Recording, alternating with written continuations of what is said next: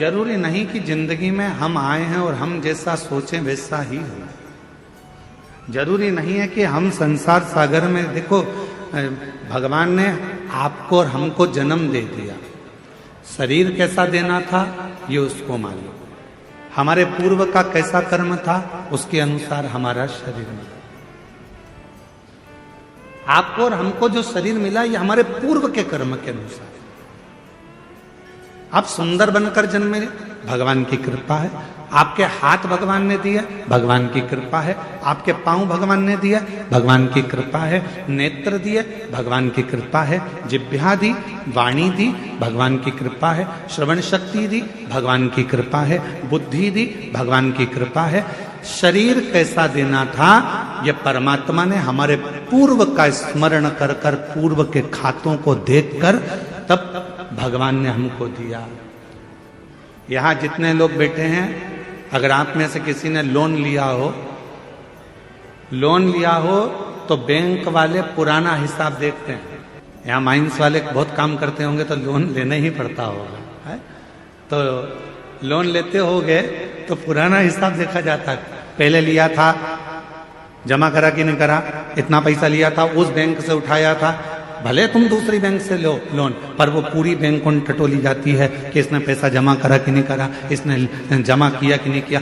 बस जैसे बैंक का लोन देने वाला पुराना हिसाब देखता है, उसी तरह हमको जन्म देने वाला भी हमारा पुराना हिसाब देखता है। पुराना हिसाब क्या करा संसार सागर में जाकर, किसी भूखे को भोजन कराया, प्यासे को पानी पिलाया, भगवान का मंत्र जाप किया, नाम जाप किया, किसी को सहायता प्रदान करी, किसी को शिक्षा प्रदान करी, किसी को चिकित्सा प्रदान करी। वो पुराना हिसाब देखता है और पुराना हिसाब देखने के बाद हमारा शरीर देता है। हमारे शरीर में कोई भी थोड़ी सी भी कमी रखता है, समझ लेना हमारा पूर्व का दिया हुआ है। महाराज कुछ हमने श्रेष्ठ ना करा हो। श्रेष्ठ धृतराष्ट्र नेत्र नहीं है। एक बार भगवान द्वारकानाथ से धृतराष्ट्र ने पूछ लिया, क्या बता सकते हो कि मेरे नेत्र क्यों नहीं है? मैं इतना सुंदर जन्मा, मैं इतने बड़े राज्य का राजा बना, मैं इतना बड़ा नरेश बना, मैं इस हस्तिनापुर का राज सिंहासन संभाल रहा हूं और मेरे नेत्र नहीं है। आप बता सकते हो कि मेरी किस्मत ऐसी क्यों लिखी? भगवान द्वारकानाथ ने कहा, पूर्व जन्म में तुम एक सुंदर राजकुमार थे, एक हंस को देख लिया था, उस हंसनी को पकड़ने के चक्कर में वो तुम्हारे हाथ न आई तो उसके साथ में जितने भी लोग बच्चे थे उन सब के नेत्र तुमने हर लिए थे, इसलिए तुम्हारे नेत्रों को हरा गए। पूर्व का करना, पूर्व का हमारा कोई अच्छा पुण्य होगा, अच्छे हाथ पैर दे दिए।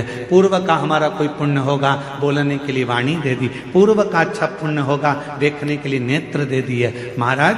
और भगवान ने सब कुछ दिया, पूर्व का पुण्य। और फिर याद रखो, हमारे और आपके पिछले जन्म का कोई अच्छा कर्म होगा जो शिव महापुराण की कथा कच्चे गांव में दे दी, ये पुण्य है।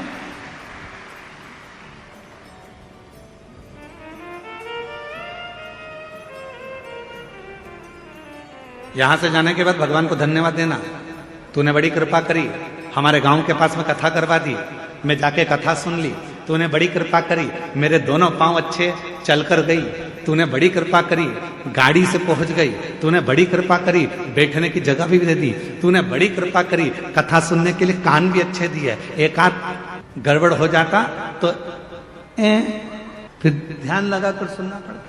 तूने बड़ी कृपा करी, मेरे दो नेत्र दिए, अगर एक भी गड़बड़ कर देता तो देखने में आनंद, दर्शन में आनंद नहीं आता। तूने बड़ी कृपा करी कि मेरी मुख में वाणी दी, महाराज जब भजन गा रहे थे उनके साथ मैं भी गा रही थी। ये तेरी कृपा है, ये तेरी उदारता है, ये तेरी करुणा। और प्रभु भगवान से कहते रहना, भोलेनाथ ऐसी कृपा करना मेरे बूढ़ा महादेव, ऐसी कृपा करना बूढ़ा देव, ऐसी कृपा करना मेरे महादेव, ऐसी करुणा करना मेरे बाबा कि मेरे शरीर को ऐसे ही चलाते फिराते रहना, इसको पलंग पर मत पटक देना, इसको कहीं हॉस्पिटल में मत पटक देना, चलाते फिराते। पूर्व का कर्म है हमारा। होते हैं कई लोग ऐसे भी होते हैं जिनको खूब समझाओ, पास में कथा हो रही है चले जाओ, भगवान का नाम ले लो, एक लोटा जल चढ़ा दो, भगवान की भक्ति कर लो, पर वो करने को तैयार नहीं होता। उनके रहते हैं नीम के पेड़ के नीचे कितनी भी गुलाब जामुन की चाशनी डालो, नीम मीठी हो जाएगी? बोलो तो नहीं हो। नीम के पेड़ के नीचे कितनी भी तुम एक काम करो, जलेबी का घोल डाल दो, मीठी होगी? चल जान अच्छा, करेले के पेड़ के नीचे, करेले के पौधे के नीचे, करेले की बेल के नीचे आप गुलाब जामुन की चाशनी डालो, रसगुल्ले की चाशनी डालो, क्योंकि वो रसगुल्ला खाने के बाद उसका पानी तो काम आता ही नहीं है। तो एक काम करें अपन कि करेले की बेल के नीचे डाल देते हैं तो करेला मीठा हो जाएगा, हो जाएगा। करेला करेला ही रहेगा, नीम नीम ही रहेगी। उसको चाहे तुम की कितनी भी गुलाब जामुन की चाशनी डाल लो, चाहे तुम गुड़ डाल लो, शक्कर डाल लो, तुम्हारी मर्जी पड़ जाए जो डाल लो, पर वो नीम नीम रहेगी, कड़वी की कड़वी रहेगी, करेला कड़वा की कड़वा ही रहेगा। उसी तरह अपने गांव में, अपने नगर में, अपने शहर में, अपने मोहल्ले में, अपनी कॉलोनी में, अपने घर में, अपने परिवार में कोई ना कोई एकाध व्यक्ति नीम और करेले जैसा होता ही, उसको कितना ही समझा लो,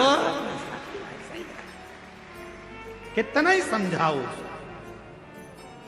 कितना ही कह लो उसको, वो सुनता ही नहीं, समझता ही नहीं। अब कोई कहे कि गुरुजी वो तो हाँ हमारा रिश्तेदार है, हम तो उसको इतना कहते हैं, फिर भी वो भगवान की बुराई करता है, फिर भी शंकर जी की बुराई करता है, फिर भी एक लोटा जल की बुराई करता है। गुरुजी हमारे यहाँ वो आए थे इतने बड़े संत महात्मा, वो भी शिव जी की बुराई कर दिया, वो भी इनने भी ऐसा कर। तो कोई कितना ही समझाए, पर वो नीम नीम रहती है, वो करेला करेला ही रहता है, उसको नहीं समझ में। महाराज उसने शरीर दिया कितना अच्छा, उसको साधु का। उसने जन्म दिया अच्छे घर में, अच्छे परिवार में, अच्छे कुल, ये उसकी कृपा। और उसने मौका दिया भक्ति को करने का, भजन को करने का,